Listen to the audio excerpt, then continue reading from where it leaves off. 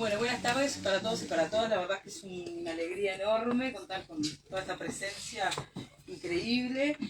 Bueno, como parte del equipo de Casa Lorca, darles la bienvenida y bueno, contarles que esta es nuestra segunda tertulia de este proyecto que bueno, se presentó en el INDEC. Y bueno, quería mostrarles el primer fanzine que ya salió de Letras Joven, que fue la primera tertulia.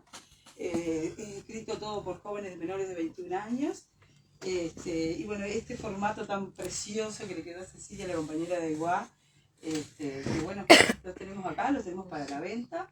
Y hoy convocábamos a Leo de León, a Ignacio Fernando de Calleja y a Analia de Leone para esta segunda tertulia, que bueno, nos van a contar un poquito qué es el arte. Y a su vez también vamos a usar un disparador para quien tenga ganas de inspirarse en esta charla, en este encuentro. Vamos a proponer también si después que ellos terminen de contarnos un poquito cómo viene el arte por cada uno. Y bueno, después de eso va a haber un disparador por si alguien quiere escribir. Puede escribir hoy, puede compartir también si quiere leer, o puede llevarse algo de todo esto, escribir en casa y después nos pueden enviar los textos.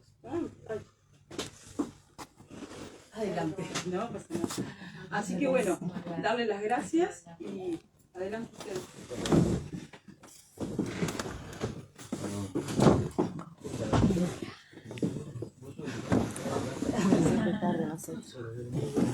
Me toca romper el fuego. Muchas gracias por estar aquí. Estamos todos muy complacidos del día de estar. Personalmente gratificado doblemente, no solo por estar de locatario, sino por recibir a los amigos, por conversar con ellos. Con Nacho ya hicimos la previa en casa, nos tomamos un litro de mate, fuimos a ir al baño días atrás estuvimos conversando y triangulando y tratando de pensar cuál podría ser una buena consigna para trabajar a su vez esa consigna de base que nos impuso Casa Lorca y que reza más o menos como el arte de escribir en el arte. A mí escribir en el arte no me interesa demasiado, pero sí el arte de escribir me pareció más fecundo para poder desarrollar un discurso. Y lo primero que se me ocurrió proponer, y mis colaboradores rápidamente le secundaron, es que a mí el arte de escribir me preocupa. Y que escribir es sobre todo una preocupación. Y hago un poco énfasis en el prefijo para en algún punto ir razonando el gesto de la preocupación como una ocupación anticipada que está ligada a la característica humana de prever acontecimientos futuros que todavía no se han decantado en hechos concretos, positivos y constatables. Entonces, a partir de ahí, nos pareció bien interesante poder contarles cuáles fueron las preocupaciones de base que suscitaron la escritura de nuestros últimos libros. Después, en todo caso, ustedes nos pueden contar qué les preocupa hoy, o qué les viene preocupando de toda la vida, qué les preocupa de esta charla, y qué les preocupa de nuestra salud. Porque desde luego vamos a tener que desnudar algunos demonios. Yo estuve balbuceando un par de cosas hoy en el living de casa para venir preparado y no talentearla ni jugarla de taquito, cosa que no quise hacer. Así que al principio lo que quería plantear es que a mí me preocupa no escribir. O a mí me preocupa quién soy mientras no escribo o no estoy tratando de orientar la antena del radar hacia una frecuencia literaria o hacia la capturación del mundo en base a una frecuencia literaria. Entonces, todo el tiempo estoy tratando de inventarme proyectos de escritura y formas de mantenerme en ese estado de excitación literaria, porque seguramente por ahí una clase de tara en mí, si yo no estoy trabajando en un libro y la realidad no empieza a plegarse y a funcionar en torno a la masa de ese libro, que amenaza con convertirse en un agujero negro que se traga todo, yo no me siento bien. Así que, en principio, uno escribe porque seguramente no sabe, o por lo menos hablo de mí, no sabe muy bien qué hacer mientras no lo hace. El problema es que mientras estoy escribiendo me preocupa lo que estoy haciendo. Entonces ya no tengo la preocupación de estar sin escribir, pero ya tengo la preocupación de qué hacer con el texto, y es ahí donde en todo caso, me tengo que volver estratégico conmigo mismo para que la imposición de determinado mínimo aceptable no me aplaste el proyecto y no me acabe volviéndome un sujeto ya exhausto y sin ganas de hacer nada, ya no solo sin ganas de vivir, sino sin ganas de vivir. Me ha pasado, de hecho, en ocasiones que se me ocurre un proyecto y es tan ambicioso y requiere tanto de mí que al fin y al cabo no escribo y vuelvo a la preocupación inicial. Así que siempre estoy como basculando entre la primera y la segunda y tengo que inventarme coartadas para engañarme a mí mismo y entender que lo que estoy escribiendo es importante en la misma medida en que es trivial.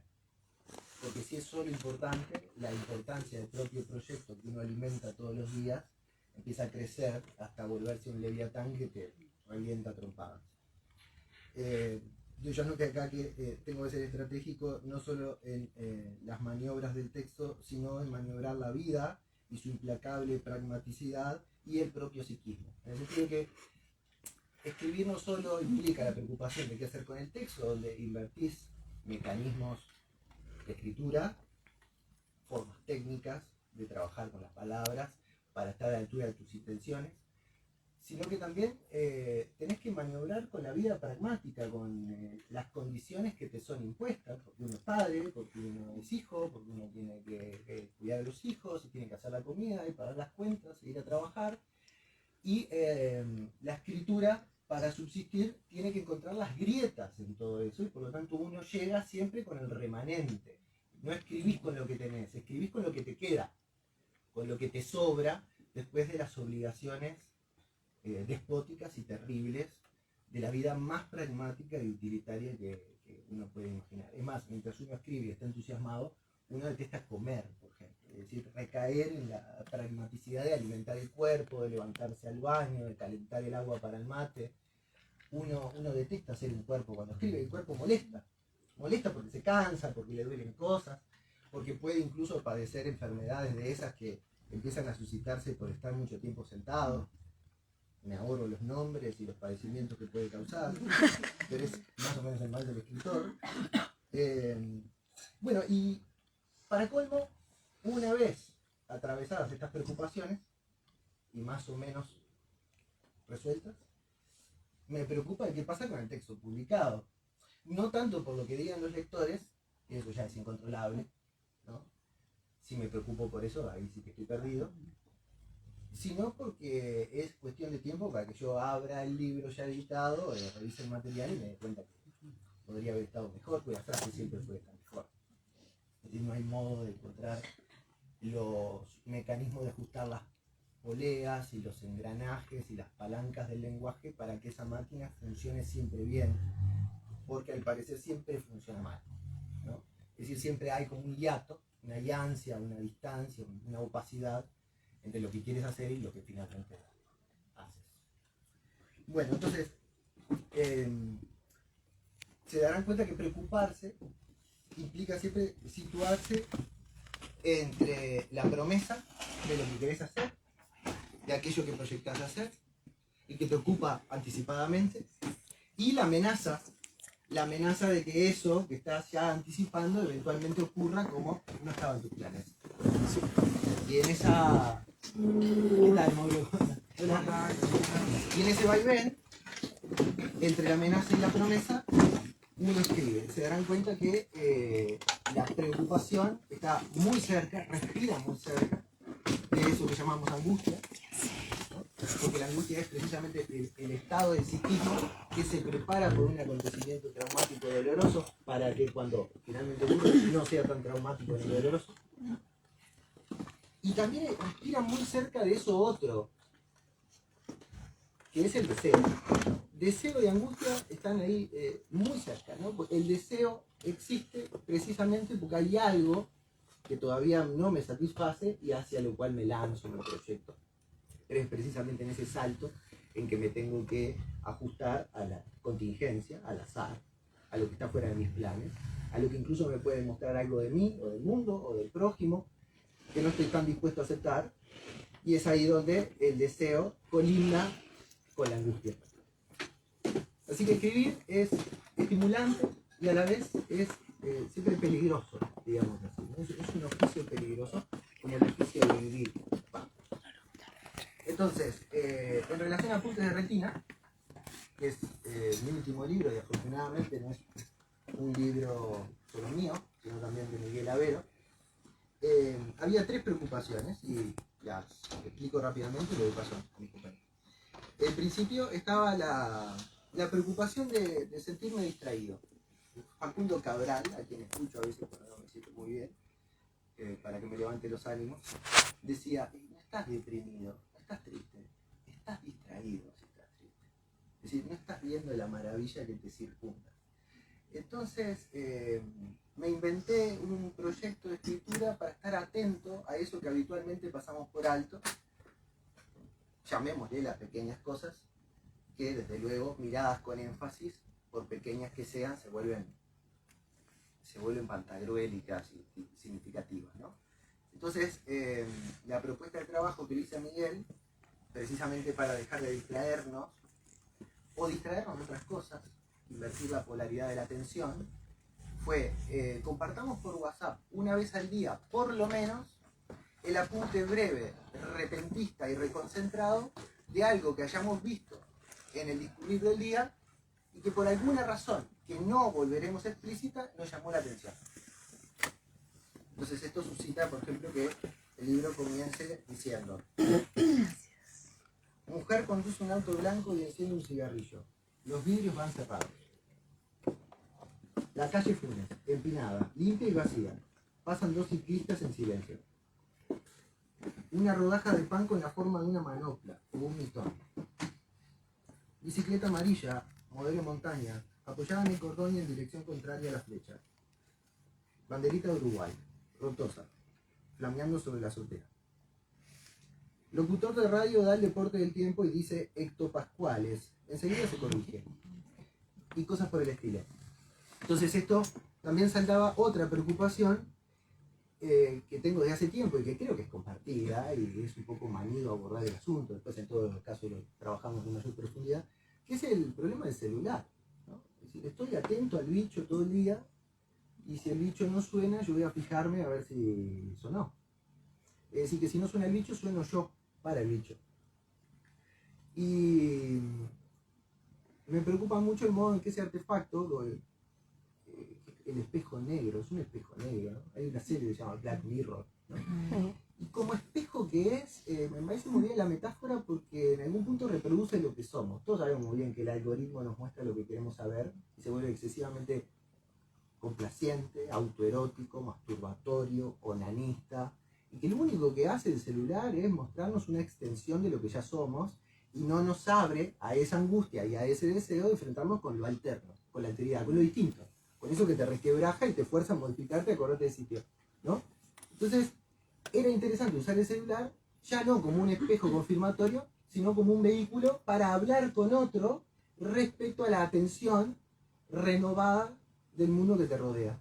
Entonces me gustó transformar el celular y ya el celular no era el espejo, era sencillamente una vía para hablar con un amigo y tratar de, a partir de mi apunte, hacerle sentir lo que a mí me había ocurrido. Pero sobre todo hacerlo sentir por omisión, porque yo no le cuento lo que pensé cuando vi lo que vi, no me coloco en la escena, no digo lo que estaba haciendo, sino que confío en que esa cámara fría, por ausencia, genera una recalentada especulación en el que lee. Y bueno, y finalmente, a mí me preocupa también una noción individualista y reductiva del autor como función social. Es decir, esta idea de que el autor es dueño de su discurso, dueño de su libro, y que todo queda como radicalizado en la figura del escritor, ¿no? Entonces, como tímida variante, propuse escribir un libro colectivo, donde ya el material no fuera propiedad absoluta de uno, ni de ambos, en el sentido de que cualquiera que lea el libro, si todo salió bien y logramos llegar a esa neutralidad buscada, no sabrán qué texto pertenece a Miguel Avero o cuál a mí. Y en ese sentido nosotros mismos ya estamos dentro de la confusión porque el trabajo se volvió indiscernible, indistinguible incluso para nosotros.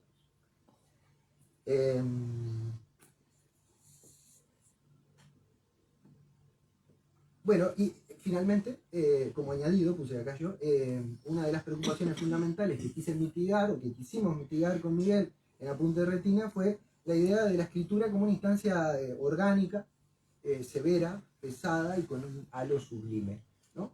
Es decir, quisimos mostrar que un ejercicio de escritura perfectamente podía ser pasible de ser publicado y compartido. Y desde luego yo me he encontrado con lectores amigos que me han dicho que les parece un libro débil, que me parece que es un libro que no se sostiene demasiado bien. Y es una crítica que me encanta porque quiere decir que nuestra pretensión de volver un ejercicio también instancia celebratoria del acto de escribir ha funcionado, porque digamos ese lector está reclamando de nuestro libro eso que nosotros no quisimos darle al libro, ¿no? Es decir, que la escritura es una práctica más, y no tiene demasiado de sublime, y la figura del escritor no tiene por qué ni colocarse delante del libro, ni colocarse como una figura socialmente ponderada, ni despuntando por encima de otras, que es una práctica más, que consiste en andar con un libro y una libreta en la mochila, y que un escritor es básicamente eso, un tipo que nota y anota. Y a eso se resume todo. Y que por lo tanto es universal, porque su materia prima es universal, se llama lenguaje, y entrar en el reino humano es básicamente entrar en ese reino, en el reino del lenguaje. Así que la herramienta está ahí como muy cerca, nos vertebra por dentro, y esa era un poco la intención de Apuntes de Retina. Todas esas preocupaciones se quisieron saldar, no se saldó ninguna, seguiremos preocupados de aquí al infinito.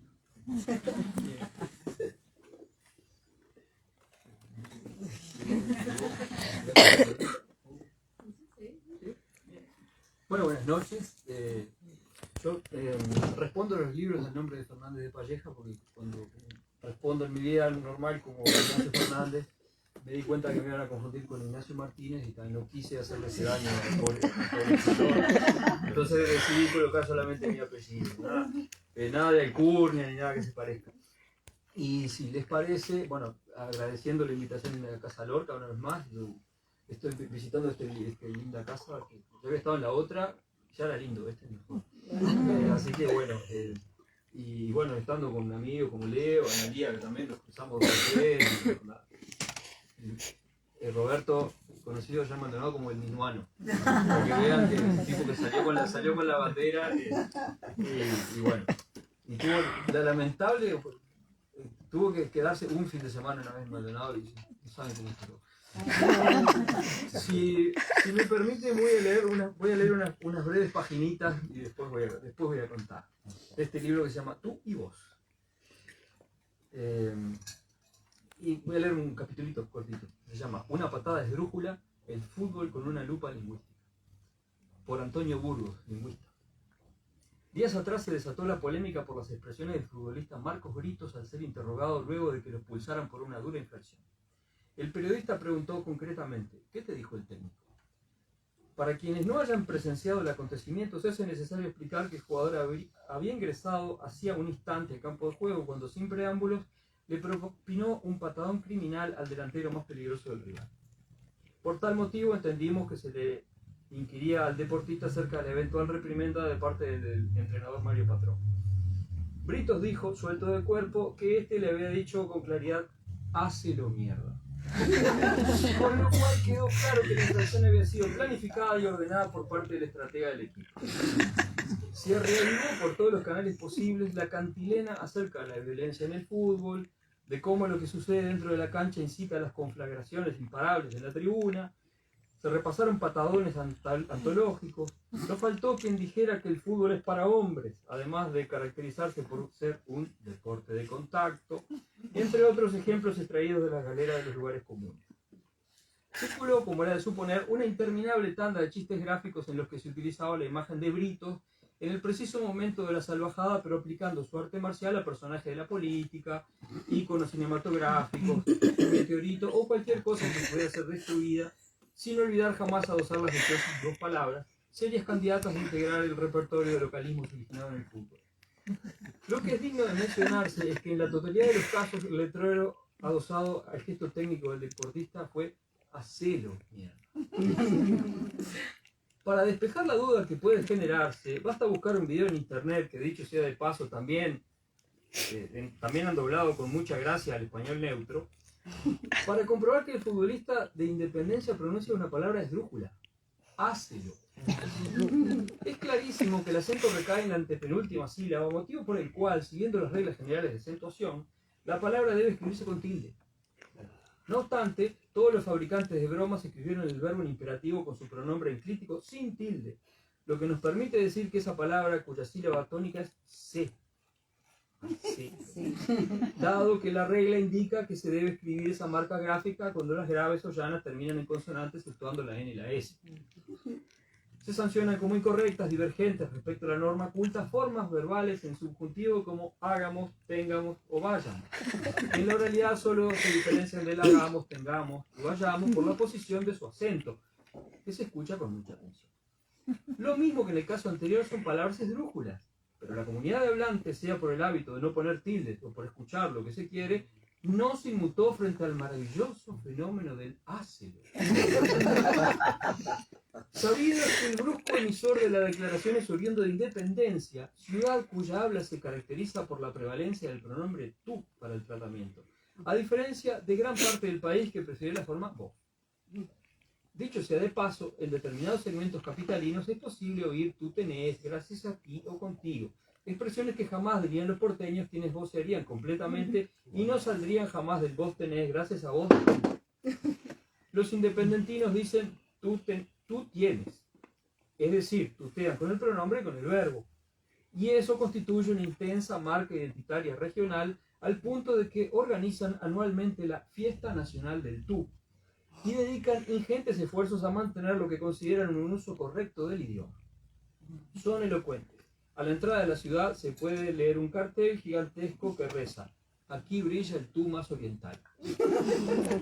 Sin embargo, tienen su particularidad, que probablemente sea única en el español, que es el uso de las formas imperativas hácelo o hace, sale y ándate, en lugar de las canónicas hazlo, sal y vete. Es lo que parece ser el reanálisis que el pueblo ha hecho de las formas voceantes hacelo, salir y andate. En este caso, a pesar de que se trata de un asunto sintáctico, sí podemos decir que se trata de una cuestión de acento. Y aquí termino la lectura de este pequeño capitulito, que es una parodia a una especie de nota de prensa salida sobre un uso del lenguaje. Cosa que no suele ocurrir en nuestra prensa, salvo por culpa mía, que yo he publicado unas cosas así en un diario. ¿Se puede saber quién escribió la nota original? Antonio Burgos, acá. Primero que nada tengo que decirte una cosa, ¿qué gesto transgresor el tuyo de utilizar un teléfono para hablar con otro tipo? Es una cosa rarísima. Pero bueno, voy a comentar de dónde sale esto, que es lo que en realidad en este tramo que leí hay unas cuantas de las claves que explican el origen de este libro, que se llama Tú y Vos. En un tiempo donde prevalece la narrativa del yo, esto lo hablamos el otro día, a mí me salió un libro que es sobre el tú y sobre el vos. Cualquiera pensaría que esto puede ser una historia de amor, puede ser, puede haber de todo. Pero la cuestión es que yo doy clases de español en el liceo, se nos han dado cuenta, este tipo de cosas, hablo de las reglas de Chile, nadie me aprende. Después me voy a trabajar a la educación terciaria y sigo con lo mismo, y seguimos con lo mismo, sucesivamente. Y en virtud de eso me metí a hacer una maestría en gramática. Las maestrías son, bueno, unos estudios de posgrado que uno hace después de recibirse, que lo disfruté mucho, aprendí un montón, me hice amigos, coincidimos con Pedro Peña, mutuo amigo. Una formación muy interesante que la verdad que disfruté mucho, y eso me impuso la obligación de hacer una tesis, que es como ese leviatán que decías hoy, que con lo cual no he podido dar cuenta todavía, que es como una especie de peso enorme que está sobre mi cabeza, que tengo que hacer la tesis. ¿Te preocupa la tesis? Me preocupa, no, de preocupación, me preocupa la tesis. Entonces, como yo huyo, yo me escapo, entonces escapándome empiezo a hacer cosas laterales, ¿no? En el liceo, cuando tenía que estudiar, leía. Me acuerdo de leer Nikolai Gogol, un libro que se llamaba Taras Bulba, que era un guerrero mongol ahí, no sé qué, para no estudiar cuando estaba en el liceo. Evitaba lo que me daba trabajo. Y para eso me procuro otros trabajos, por supuesto, ¿no? Escribís una novela para no escribir una tesis. Claro, para no escribir una tesis o una novela. Pero esto surge, ¿de dónde surge? como Leo contaba que el libro surge, es la conversación en realidad entre dos personas, esto surge de la conversación con alguien que también había hecho un trabajo, había hecho la tesis y también había trabajado sobre las formas de tratamiento, el tú y el vos y todo esto. Concretamente en literatura infantil y juvenil, y analizaba todo esto, una amiga que hizo eso. Y nos pusimos a conversar y yo encontré, y acá te lo voy a decir, mira, ¿te lo conté? No, Creo que no. no te lo conté, bien. Y yo estaba buscando tema, y cuando en mi búsqueda desesperada de tema, estaba leyendo, mientras buscaba eso, estaba leyendo el libro de él. Era uno de haikus que se llama El Bardo Bifronte, no, ¿cómo se llama? ¿El Santo Horror? El Santo. Uno que tiene un haiku, un soneto, un haiku, un Que soneto. tengo 4 así. Ah, está. Uno de esos libros que escribe. Yo lo leí todo, pero no los diferencio. Me preocupa Sí. tener 4 así. Ya, bien, no te preocupes, sirvió. Estaba leyendo, digo, era una página, un haiku, que son esos poemas de 3. Ah, es cierto, me lo contaste. ¿Sí? 3 versos y un soneto con 9 14, una forma japonesa, otro oriental, no sé qué. Y en una había uno que decía cede tu luz. No sé, cede tu luz. Ah, no me acuerdo si esa era la Porque forma es la voceada. ambigüedad, claro. Claro. Porque la idea que esté jugar con la ambigüedad del verso. Ahí voceaba o tuteaba en ese, ahora no me acuerdo. No me acuerdo. Está. La Pero cuestión. dice CD, Sí, cede porque era como que la luna era un CD, no sé si era así. Yo lo asocié por una canción de Chico César, no sé. No me acuerdo, pero la cuestión es que en los poemas de él, en un poema, en una página voceaba y en la otra tuteaba. Dije, acá, ¿qué pasa? ¿No? Mi preocupación por encontrar el tema, ya que estábamos, me llevó a decir, ¿qué pasa acá? Porque este tipo escribe así, ¿será que en minas tutean? No sé, porque de hecho en algunas descripciones parece que algo que le llaman zona ultraserrana, parece que la gente tutea. Y no es solo en Maldonado y Rocha. Soy de 33, lo aclaro. ¿Hay alguien de la zona ultraserrana? Hay algún ultraserrano. Es como un término que la lingüística se maneja. Yo nunca había escuchado eso. Bueno, la cuestión que encuentro eso y encontré el tema. Voy a estudiar el tuteo, el voceo en la poesía. Cosa que estoy haciendo. Qué bueno. Y he descubierto algunas cosas, pero de modo. Estoy preocupado. Pero, y me pongo a hablar con esta amiga hablando de tuteo, voceo, no sé cuánto. Y como me molesta el trabajo, digo, habría que hacer una fiesta de esto. Tendría que haber una fiesta del tú. Cosa que está escrita acá. Tendría que haber una fiesta del tú. ¿Y dónde la haríamos? Yo que sé, en Rocha, ¿no? En San Carlos, porque aparte en San Carlos, no sé si alguien de... Porque en San Carlos son muy militantes con esto, en Rocha también lo reivindican como, bueno, su forma de hablar, cosas que suele pasar en los pueblos, reivindicamos nuestras características regionales y particularmente la forma de hablar, ¿no? Dale tú que te toca a ti. Claro, es un clásico, ¿no? Igual sabemos que es de Rocha. Yo soy rochense. Y en San Carlos no sé. San Carlos sí, también, San Carlos sí. No, anda a decir eso a San Carlos a ver cómo te va. A mí decime lo que quieras, decirlo en San Carlos. Y bueno, cuestión que pasa esto con la particularidad lingüística, con la identidad de un pueblo y todo eso. Entonces me resolví que me tenía que inventar una fiesta. Y que, claro, como yo no sabía si ponerla en San Carlos o en Rocha, justamente me quise evitar el problema y me inventé un pueblo. Claro, esto es la preocupación por lograr esa idea, por lograr concretarla. Me inventé un pueblo que se llama Independencia, que es medio belicoso y que tiene un gran orgullo por cómo habla. Y para inventarme el pueblo, como la idea era cómo escribir, para inventarme el pueblo me tuve que inventar la fiesta, por supuesto, que tuve que relacionarla con otras fiestas. Soy de 33, viví el Festival del Olimar, entonces en algún momento describo todo un montón de borrachos, cosas de esas que hay en el festival. La mezclé con otras fiestas, no sé qué, y empecé a ver, yo necesito unos personajes, necesito alguien que organice la fiesta. Y el intendente. Entonces me puse yo en la piel del intendente, y el intendente y esto acá ha sido un consejo de escritura, si quiero generar un texto narrativo, tiene que haber un problema. ¿No? Algo le tiene que pasar al personaje, porque si no, no hay narración. Es la definición de la narración. No hay problema, no hay cuento. ¿Para qué le voy a contar? Y hice que le pasara algo. El intendente, un audio. ¿Qué puede problematizar la vida de un jerarca? Un audio. Incluso ahora viene mi auxilio Alberto Fernández.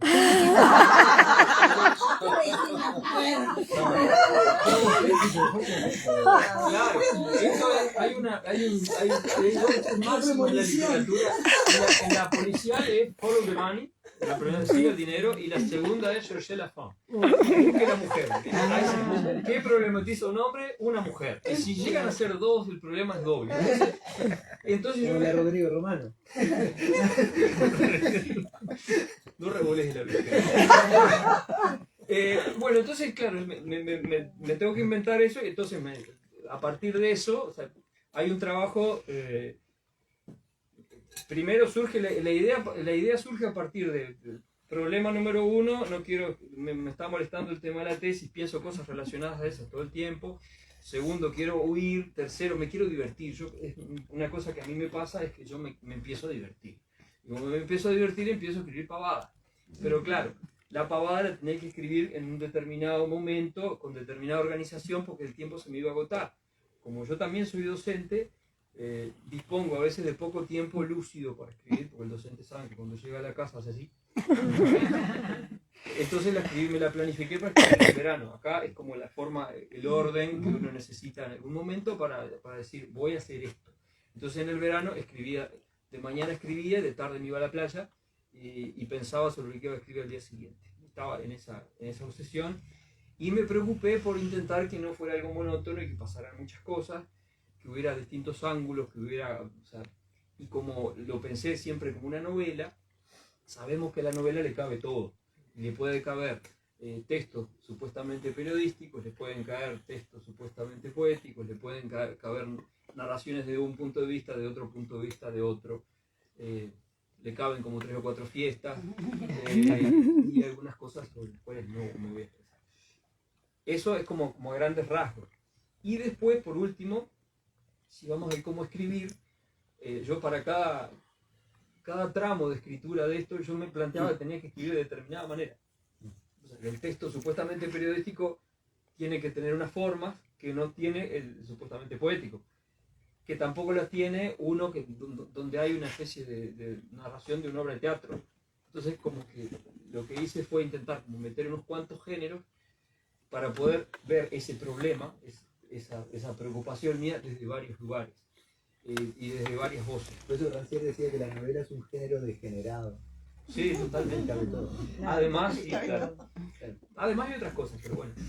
Y la idea era eso, era generar también la idea de construir o retratar construyendo, no sé cómo, esto no lo preparé, pensar en cómo hacer para mostrar una sociedad que de repente puede llegar a volverse muy fundamentalista. O un grupo de personas que puede volverse muy fundamentalista. Algo que supongo que todos habremos visto al respecto de alguna cuestión. Ahora en las elecciones tenemos oportunidad de verlo esto mucho, desde diferentes tiendas, que hay unos que dicen que tienen toda la razón y que los otros están equivocados y así sucesivamente.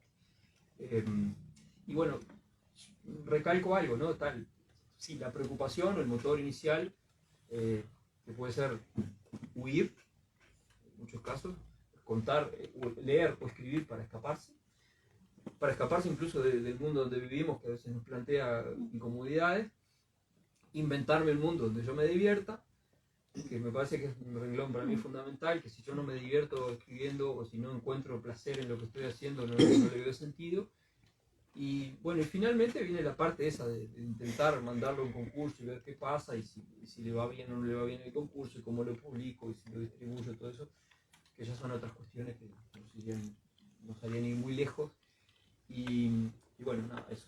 Creo que la idea era como contar eso y si pudiera dar, o como se habló de dar como cierta consigna, sería pensar qué cosas tienen sin resolver y quisieran, por ejemplo, resolver en la ficción.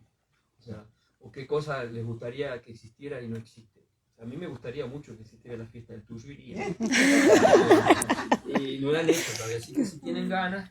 Y yo vine con una pregunta y que ya la hice un poco, es primero saber si existen los ultraserranos.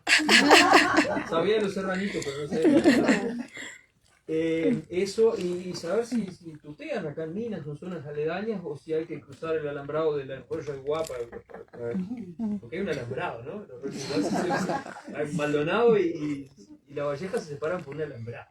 Es muy maravilloso. Yo cruzaba el alambrado, así que la Valleja. Y nada, que quería saber eso. Así que después si quieren me cuentan y muchas gracias por su atención. Bien. Bueno.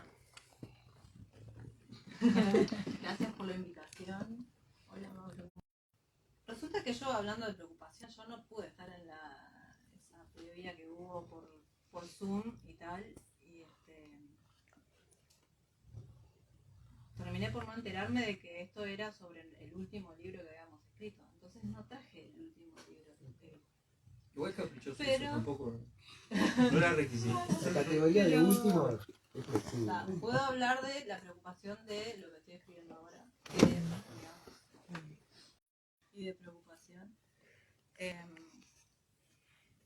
Bueno, me estoy ocupando de escribir algo que tiene que ver con la novela anterior, Una buena salida, que yo vine a presentarla acá el año pasado, en diciembre, cuando estaban en la otra casa ya despidiéndose, que fue allá a las 1500.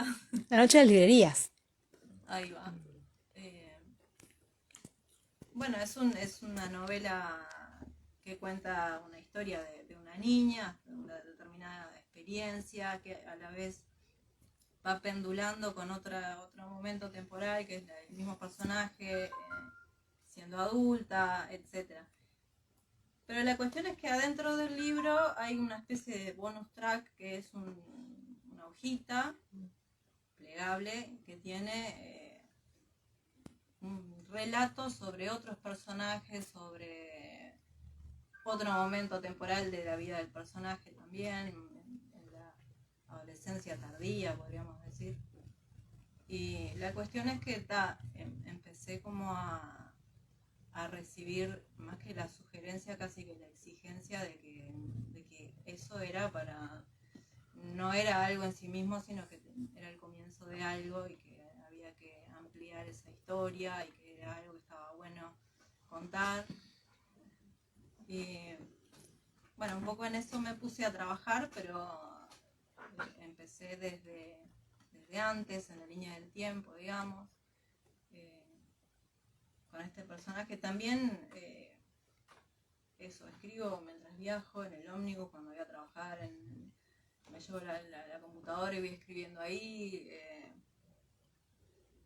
Hago notas cuando se me ocurre alguna idea, a veces mientras estoy trabajando, mientras estoy haciendo mandados, se me ocurre alguna corrección que tengo que hacer. Bueno, es una cuestión, sí, angustiosa y en la que, por lo menos a mí, yo que no tengo una formación académica en literatura y que escribo como intuitivamente y porque soy lectora y porque, bueno, está un poco... mi padre era profesor de literatura, entonces algunas cosas se hablaba en casa, etc. Mi angustia capaz que es doble porque no sé nunca bien qué es lo que estoy haciendo. Entonces, además de que lo estoy haciendo porque no lo puedo evitar, no sé si lo estoy haciendo bien. Entonces, siempre estoy volviendo a releer y a corregir todo el tiempo. Si quieren les leo algo de eso que está por acá. ¿Vos sabés que estás haciendo bien? Yo no Siete sé, cada uno. yo no sé. Bueno, sí, Nadie sabe igual. claro, suscribo todo lo que dijiste, sobre todo el tema de que una vez que está publicado necesita... Mejor ni termine. Pero creo que me parece que es normal. En otras disciplinas del arte también pasa, ¿no? Si uno pinta, si uno dibuja, ¿no? Decís, bueno, esta obra está terminada y después pasás y la mirás y decís, no estaba terminada.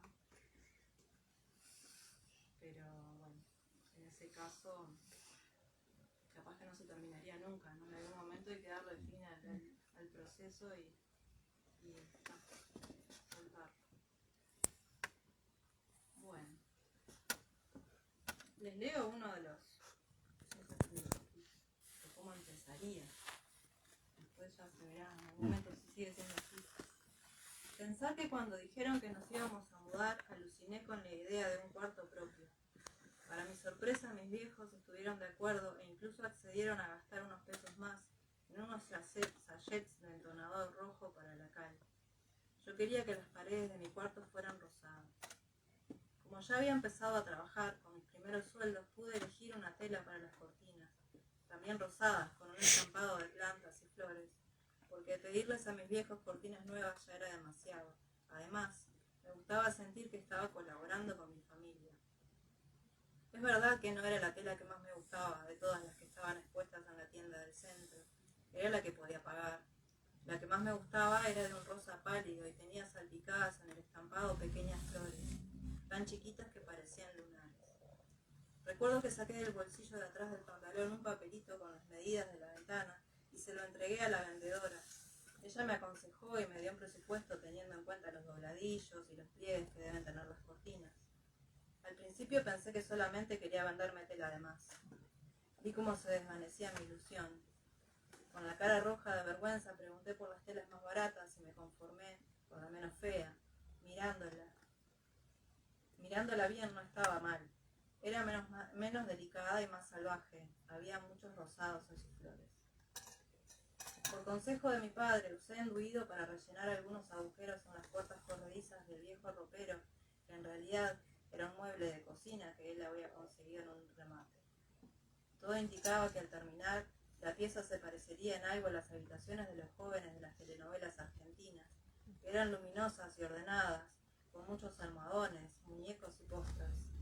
Ahora yo podría gozar el privilegio de ofenderme y encerrarme en mi cuarto con un portazo, o invitar a mis amigas y hablar de temas secretos, o tirarme a escuchar música en mi cama y llorar por cualquier cosa.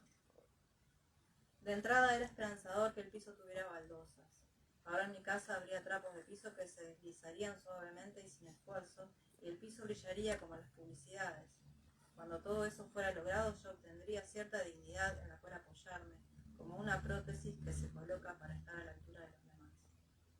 Los parches en el ropero quedaron muy mal. Yo soy bastante buena para las manualidades. Hice un taller de cotillón en el liceo el año pasado. Le hice a mi hermano los gorritos para su cumpleaños y algunas guirnaldas y quedaron muy bien. También hice algunos adornos para el arbolito de Navidad con cartón y brillantina. A mis viejos les gustó mucho, pero me dijeron que era más barato comprarlos hechos. La maldita pasta del enduido se resistía a quedarse en su lugar y ser una cosa prolija, pareja. Estuve un largo rato buscando la perfección, probando estrategias para rellenar ese hueco de mierda, el que era más grande de todos. Borrar las fronteras entre la madera y la pasta, entre lo perfecto y lo defectuoso, entre lo sano y lo roto. Pensaba que todo aquello que fuera restaurable, yo lo restauraría. Lo cierto es que mientras se secaba en mi ausencia se formó una panza en el parche y fracasé. No quise rendirme. Me dijeron que la terquedad la heredé de mi abuela. Lijé el bulto y lo hice desaparecer, pero parte del hueco allí se quedaría. Eso sí, el viejo ropero volvió a ser blanco después de una buena limpieza y además forré los estantes con papel de regalo, rosado, que conseguí en el almacén de la esquina por 2 mangos. Igualmente todo este asunto del agujero era como una mancha en mi impecable desempeño. No quería mostrarle a mi padre lo que había pasado, pensaría que soy torpe y desperdicié un material que se compró para complacerme. Contra mis expectativas, cuando lo vio, me felicitó por el trabajo con una sonrisa condescendiente. Odio la condescendencia. Otra cosa que no resultó del todo fue lo del entonador rojo. Les dije el día que lo pintamos, revolviendo el balde con cal y mirando los paquetes vacíos, que estaba muy clarito, que había que poner un poco más de entonador. Respondieron no pidas más nada, que no tenemos plata. Y no te preocupes, que cuando seca oscurece. Yo les creí, pero mi cuarto nunca llegó a ser rosado del todo. Solo con cierta luz y mirándolo muy bien podían apreciarse sutiles vetas cálidas en los surcos que la brocha había dejado. La tela de las cortinas resultó rígida y a pesar de que mi amiga Claudia cosió las cortinas con cariño y les hizo unos lazos para atarlas, nunca perdieron el apresto ni dejaron de parecer unos pliegos de papel colgados de forma desordenada. Pegué mi póster de Tom Cruise, a quien amaba incondicionalmente luego de haber nacido el 4 de julio, en cuya mirada me perdía a veces porque sí, por mirar algo fijamente o tal vez porque la suya era la única mirada contemplable en mi universo inmediato. Tom Cruise estaba indefenso, no podía rechazarme ni decir algo como: ¿y vos qué mirás? Y sus pupilas, al menos en aquella foto, albergaban muchos colores. Pegué mis dibujos de The Wall, aquella cabeza que nacía con la boca imposiblemente abierta a través de un muro, gracias a la fuerza de la desesperación. El muro de Berlín, el muro de la opresión conservadora, el muro de la prisión, de ser uno mismo. También puse una foto recortada de una revista en la que aparece un surfista en una gran ola.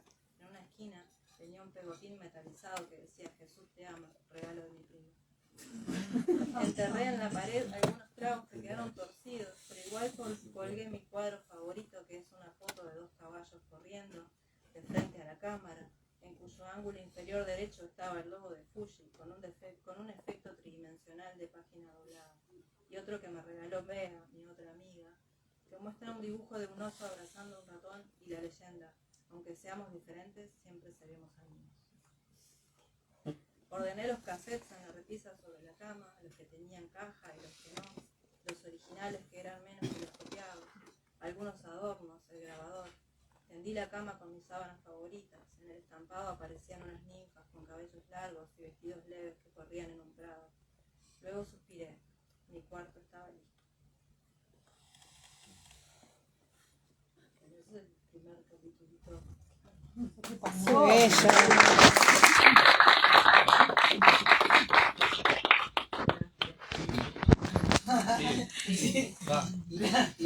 La preparación del cuarto me pareció como un correlato perfecto de lo que anunciaba sobre tu preocupación por el texto.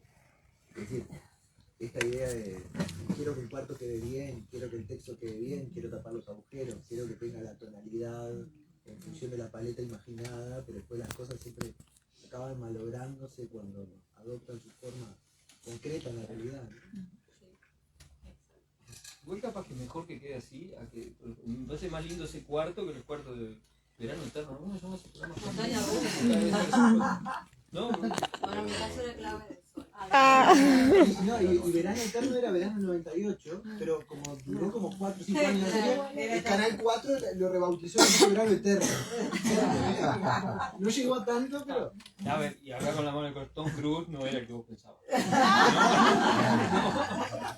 era el personaje. Entró en la secta y todo. Lo que pasa es que ahí tendría que estar Leo Baraglia. Tenía como una especie de primer plano, plano medio, ¿no? Que no se notaba que era medio petizo, ¿no? Quedamos claros de eso. Gracias a Nicole Kidman. En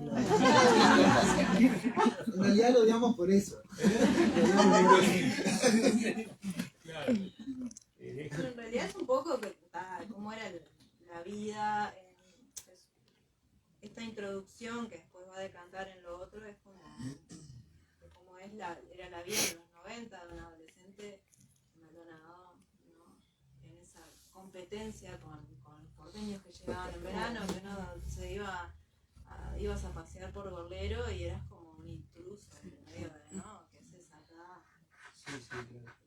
De toda la gente que venía y que eran en realidad los dueños del lugar en verano, y siempre en el fondo queríamos parecernos a ellos, ¿no? Es como una cosa bien de Maldonado también, esa aspiración a parecerse a lo que los turistas vienen a ostentar, ¿no? Y hay como Que una aparte, de ostentación así al mismo tiempo lo estás odiando un poco, ¿no? Un poco Sí, también. sí. Y eso es un fenómeno bastante local o reducido a Maldonado, que no creo que ocurra en otros puntos del país. Ya, porque capaz que sí, Maldonado, departamento. Maldonado. Sí. Bueno, estaría bueno que ustedes o bien nos contaran qué les preocupa y sigamos conversando en torno al mismo núcleo neurótico. ¿O qué le divierte la vez, no? Como digo. A mí preocuparme creo que me divierte un montón porque desde que nací me preocupa. A mí me preocupa preocupar. A mí me gustaría hacerles una pregunta antes de meterme en esto.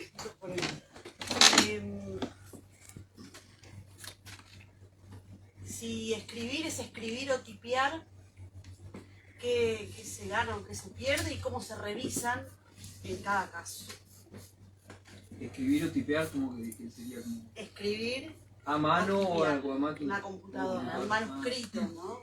Sí. O un archivo. Cuando hablaste me hiciste acordar a la crítica que hacía Truman Capote sobre Chuck Kerouac. Decía, él no escribe, él tipea.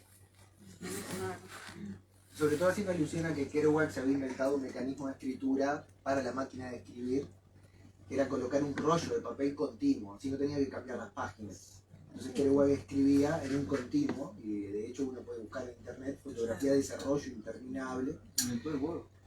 Inventó el Word. Claro. Es curioso eso, ¿no? A mí una cosa que me preocupa mucho mientras escribo es que cuando escroleo, es decir, cuando uso la ruedita del mouse y bajo a la siguiente página, siento que lo que ya escribí desapareció. Entonces vuelvo a subir y me parece un poco mágico que los enanos que están dentro de la computadora hagan que reaparezca el texto, ¿no? Tal cual yo lo hice. A veces lo hacen reaparecer un poco mejor. Pero yo por lo menos con el tiempo he comprendido que uno no escribe del mismo modo cuando escribe con la lapicera que cuando escribe con la computadora.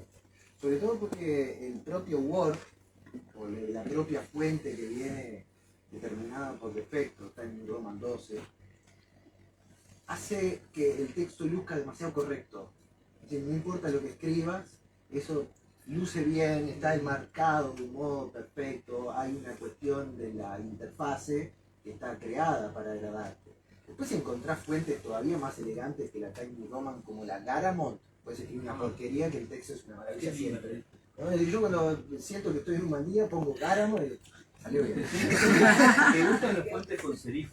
Sí, exacto. Sin embargo, mientras uno escribe con la mano, todo el proceso se vuelve más orgánico y se genera una especie de continuo.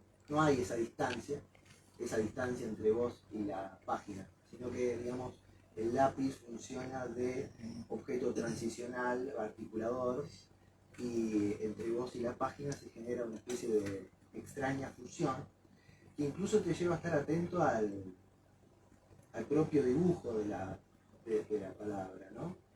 Y las palabras se convocan una a otra de un modo completamente distinto.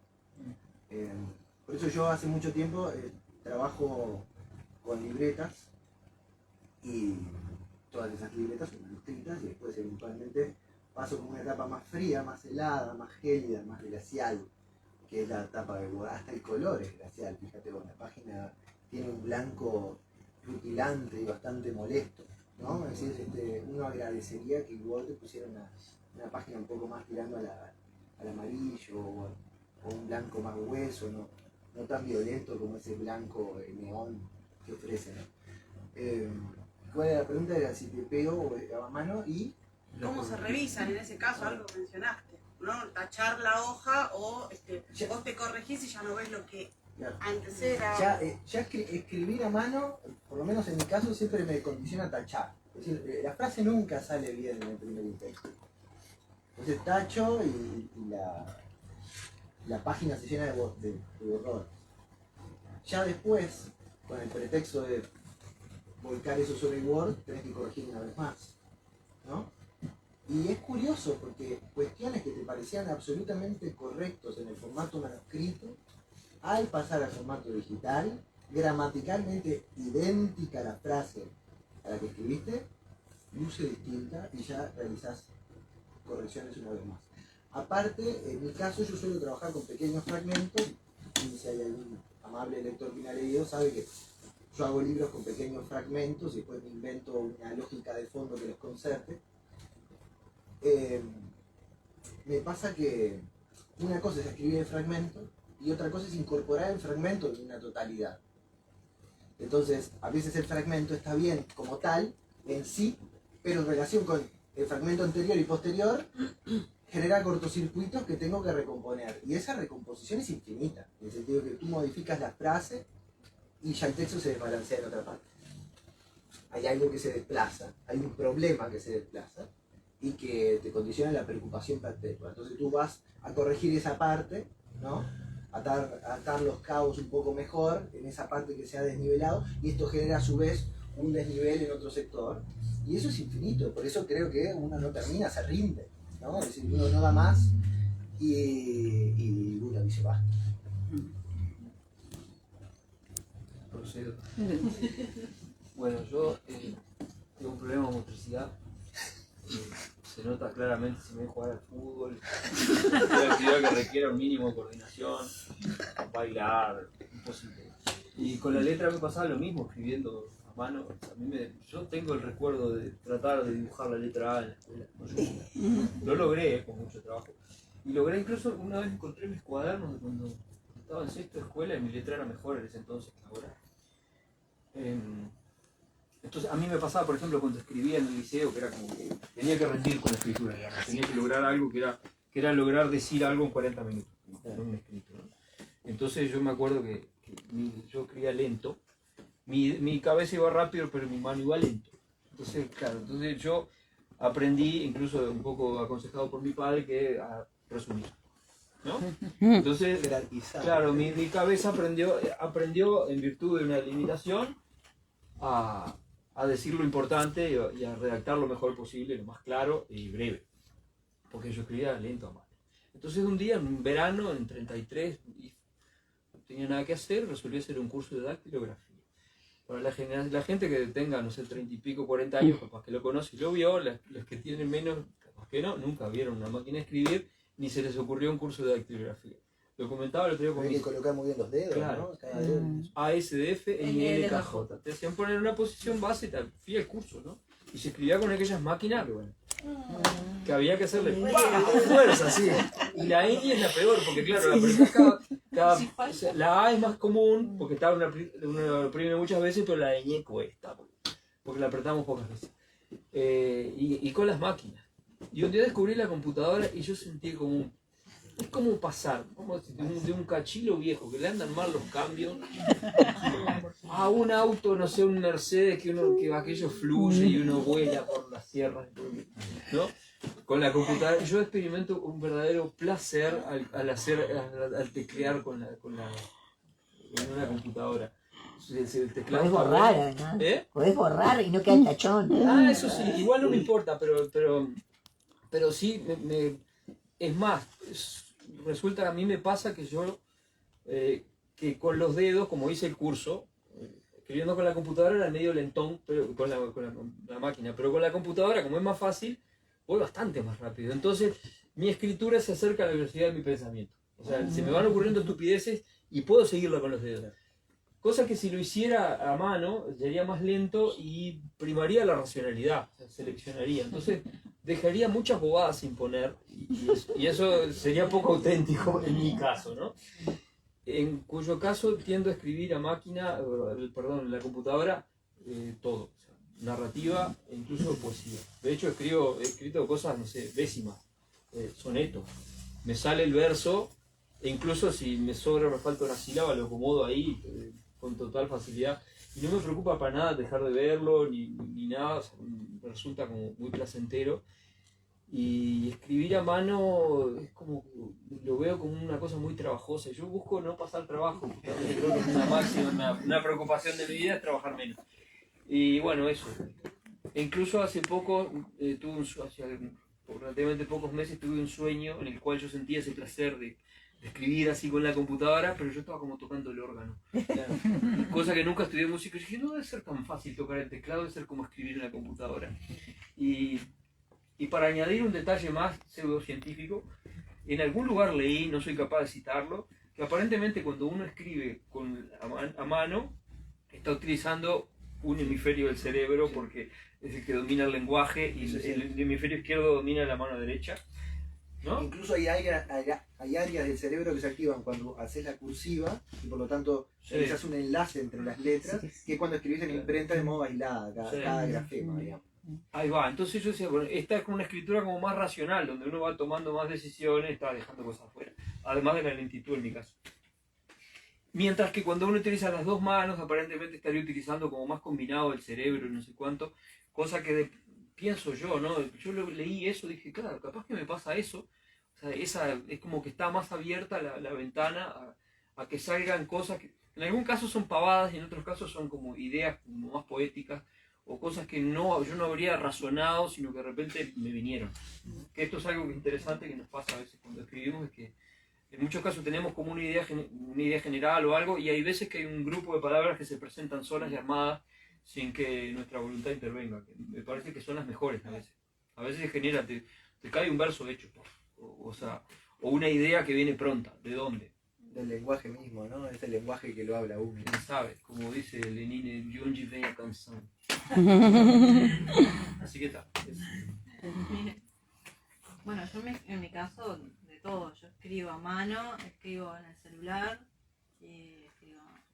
Cuando llego a la computadora llego a pasar cosas. En el celular escribo notas, esas cosas que vienen, ¿no? Cuando estás en situaciones en las que no te puedes sentar a escribir, estás dando clases, se te viene una melodía, como le pasa a la gente que compone música, ¿no? Que está por ahí y le viene una melodía a la cabeza y en alguna hora tiene que anotar, bueno. Qué lindo sería eso. Sí, la parte de la música. En general me gusta pila escribir a mano, pero últimamente me está pasando que no tengo el tiempo. Siempre estoy escribiendo a mano, siempre tengo mis cuadernitos y mis cosas, pero está bueno el tema. Me interesa también el tema de la caligrafía, porque depende de cómo, esto de la velocidad con la que uno necesita escribir, cómo termina resultando. A veces uno no se entiende después lo que escribió. Los tachones, o sea, me gusta toda la cuestión matérica de la escritura en ese sentido, hasta plástica quizás.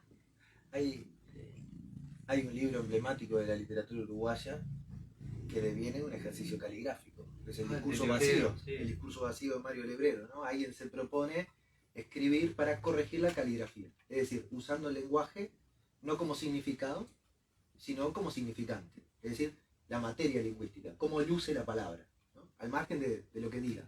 Entonces se pone a escribir, confesionalmente, escribir como pretexto para ir corrigiendo la caligrafía. Y logra seguir un hilo sin decir nada. Claro, y poco a poco ese ejercicio que quiere ser estrictamente caligráfico y abocado a la materialidad de la palabra, empieza a arrastrar, porque ese es el precioso defecto del lenguaje, un contenido y una serie de ideas y de planteos que vuelven a ese libro una especie de libreta apunte bien, pero bien interesante. Y ahora me hiciste acordar en esto que decías de la necesidad de tomar apunte repentista de algo que hace poco leí una anécdota de Alfred Hitchcock y parece que Hitchcock andaba siempre con un cuadernito y una libreta para anotar las cosas. Y una noche despierta. Eso era porque no tenía celular.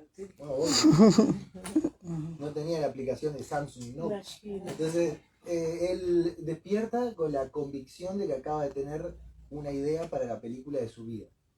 Alfred Hitchcock, ¿no? Ya con vértigo, psicosis y unas cuantas en su haber. Entonces está un poco dormido y dice, no puedo dejar pasar esta idea. La garabatea en el cuaderno a oscuras, dice, ya mañana la retomaré, apaga y se acuesta a dormir. El otro día se despierta y lo ataca la idea y el recuerdo vago de haber escrito un apunte maravilloso sobre la mejor idea que un cineasta podría tener. Entonces abrió el cuaderno y decía, chico conoce a chica. Puedes saber cuántas cosas había visto él en eso que no pudo, que no se iba a escribir, ¿no? Yo le hago un apunte sobre lo que dijo Analía. Para mí el celular es absolutamente espantoso para escribir cualquier cosa. O sea, mensaje de WhatsApp, mensaje de Instagram, lo que sea, incluso ni siquiera bajo la mayor motivación logro escribir algo decente, pero ni un mensaje ni un hola escribo hola sin H, igual, le salen todas las letras así, y yo no me causa como mucha admiración que haya gente que logre escribir textos largos con el celular, y que uno ve que le van rapidísimo los dedos. Porque va desapareciendo además. ¿No? Sí, es como más finito, aparte de todo. A mí es como que no me queda nada cómodo con los dedos. Yo me siento súper limitado, por ejemplo, cuando, no sé, o en la computadora yo tengo todas las teclas ahí, y en el celular las tengo acá y tengo que usar 2 dedos, y con la otra uso 9. ¿Hoy seguís usando la posición esa que aprendiste en el curso? Por supuesto. Pero sos un escritor hipercorrecto. No, lo que pasa es que no hay forma mejor. Claro, por eso digo, Solo porque dedos. economizás todos los movimientos. Porque o sea, lo haces de manera inconsciente, cada dedo alcanza tales teclas y ya está. Una vez que automatizaste eso es como Eso manejar, es andar en bicicleta. como aprender a andar en bicicleta. Ujú. Después que pasaste ese curso y lo aprendiste, no Sí, salí sí. de eso. Yo sé que Cortázar, por ejemplo, imaginen Cortázar escribiendo Rayuela, no sé, 500, 600 páginas, escribía máquina solo con los dedos índices. de cada uno. Sí, Benedetti también. Ese sí que hacía así y te hacía venir, ¿viste? ¿Te acordás cuando decía, mirá qué fuerza que tiene mi dedo? Bueno, Cortázar sí tenía fuerza en el dedo. Yo me muero de angustia de imaginarme picoteando así, hay gente que escribe así. Bueno, con respecto a la posibilidad de escribir En el celular escribí con uno. en el Word, por Celular. ejemplo, Te odio. siempre pienso en esto, en los escritores que escribían a máquina, ¿no? Y cuando tenían que corregir, pues, nosotros podemos escribir ese fragmento que se te ocurrió y dejarlo ahí, después volvés, y Claro. volvés, y volvés, y Sí, volvés. Y ellos tenían que escribir la página, ya como cuando iban a corregir tenían que reescribir todo. Sí, bueno, García Márquez que decía que su mejor amiga era la papelera. Ujú. Porque iba tirando hojas, ¿no? Que Sí. su mejor día era cuando tiraba más hojas. En estos tiempos que no nos gusta trabajar demasiado. Sí. Y una vez le pidieron consejos a Márquez, le pidieron consejos de escritura, como le suelen pedir a los escritores consagrados, ¿no? Y Cortázar dijo, bueno, tengo tres consejos para dar. Ya que me pide. Corregir, corregir, corregir. Por eso creo, perdón, vos me parece que decís algo, Leo, creo que leí algo que dice así, la suma de los errores hace Una un suma de errores estilo. hace un estilo. Sí. Eso me gustó, ahora me acordé de lo que dijiste. Y Eso, que dije eso en correcto. una nota, todo el mundo cree que la frase es mía, pero la frase no es mía. Ah, pensé que era tuya. La frase es Por esta que te de, costaba. creo que es de Pedro Almodóvar. Y volvemos al cine. Pero me gustó mucho esa idea, es que el estilo, la voz personal de un escritor, que a veces al parecer lleva una vida, lleva una vida para ser encontrada, o para abrirse paso, no es algo que se alcanza ni se conquista, es básicamente lo que va quedando. Es decir, las taras, las reiteraciones, los vicios, todos esos elementos que un escritor puede juzgar los grumos de su escritura, son acaso esos factores de repetición, y esto es muy psicoanalítico, esos factores compulsivos que básicamente te vertebran y te definen como el escritor que eres, mal o bien. Entonces, por lo menos a mí me liberó esa idea. Es decir, no hay algo para alcanzar, eventualmente vamos a hacer las cosas y lo que quede, bueno, eso que quede, ese resto, seré yo. Y Jacques Lacan decía precisamente eso. Una vez le preguntaron, ¿qué es la literatura? Dijo, ordenar los restos. Me gusta mucho esa idea. Sí, lo que queda, pero sí, como que soltarse también, porque en realidad, o sea, en un momento te das cuenta que vos decís qué bien que escribe Borges, qué bien que escribe García Márquez, que quiero escribir así. Incluso hasta le copias un poco, ¿no? Claro.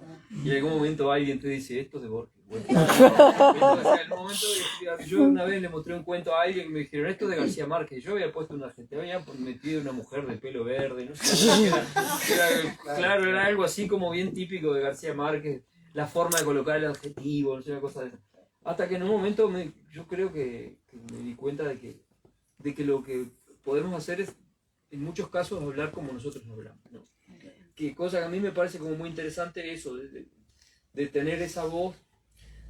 Por ejemplo, yo soy de 33, ya lo dije, en un momento, en el año 97, me fui a Montevideo. Entonces notaba como la gente de Montevideo hablaba distinto a mí.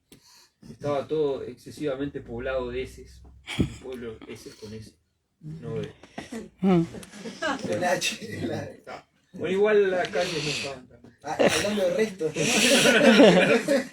Y nada, y a mí me pasaba que yo cuando me subía al Núñez Transporte y Turismo sentía que la gente, de vuelta al pueblo, sentía que la gente hablaba bien.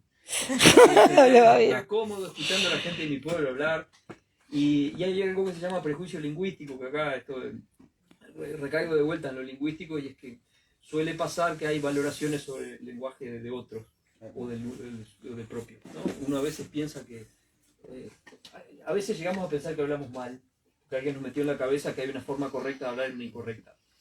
Y yo creo que es algo que tengo como desde muy tempranamente eso, es decir, me gusta cómo hablamos en mi pueblo, me gusta cómo hablamos nosotros, las palabras que decimos, cómo las decimos, cómo suenan, y creo que se lo tengo que agradecer en este caso, porque siempre hay un escritor atrás, a Serafín J. García, que escribió Las aventuras de Juan el Zorro, con la más excelsa representación del lenguaje rural que yo haya visto. He leído otras cosas de narrativa rural o gauchesca. Como que metió el zorro en la norma, ¿no? Hacer sus travesuras también. El zorro, ese zorro, pero claro, ese zorro y todos esos personajes se expresan de una forma que es muy, muy local. Por eso digo que como que metió el elemento travieso y disruptivo dentro de la propia norma. Sí, claro, aparte el humor, ¿no? Claro. El humor, y además pasa, y además de otra cosa, es tan así, es tan local, tan localista, que se hizo una versión en español estándar de Juan el Zorro. O sea, hubo alguna versión, incluso está hecha por él, parece, porque en realidad como que para vender, pero a mí me encantaba que a Juan el Zorro le gustaba el pollo al natural, y él escribía pollo con Y. Y escribía y hacía como contracciones, por ejemplo, no sé, esa fulanita, el pal o el de con un apóstrofe E, por ejemplo. Lo mismo que hace en Orejano o en el poema de Tacuruce, todo ese tipo de cosas, de también decir, bueno, no, nosotros hablamos así, ¿y qué? ¿No? Y que venga la Real Academia y que vengan todos los de Montevideo, que nosotros hablamos así, ¿y qué? ¿No? Que me parece que también es como algo... Regionalización del lenguaje. ¿Cómo, perdón? La regionalización del lenguaje que nos identifica también. Pero siempre es así. Toda lengua siempre, claro. siempre tiene variedades regionales. ¿Por qué tiene? O sea, y el momento que hay como una rebelión hasta... Claro. Que un poco pasa en esto de este libro mío. De decir, acá hablamos así. Acá somos así. ¿Y? ¿No? Somos así y aguantamos. Porque me parece que también la literatura también tiene un componente de decir, acá estoy yo. O sea, no me vengan a decir cómo tengo que ser. Me parece que por un lado, y eso, que a veces en el interior puede ser que sintamos con respecto a la capital, que de pronto de la capital se manda mucho mensaje, y de repente uno va a la capital y es el canario. Y ahí te preocupa. No, yo me ocupé, entramos con unos amigos, entramos a Tres Cruces a los gritos. ¿Qué lo parió? Qué grande que es esto, muchachos. Y hay un placer también en ser nosotros mismos.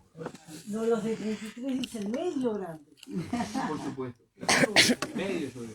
Macho, a mí me gusta el macho. Sí, macho y somos todos machos. Pero sabes que llega a tal extremo.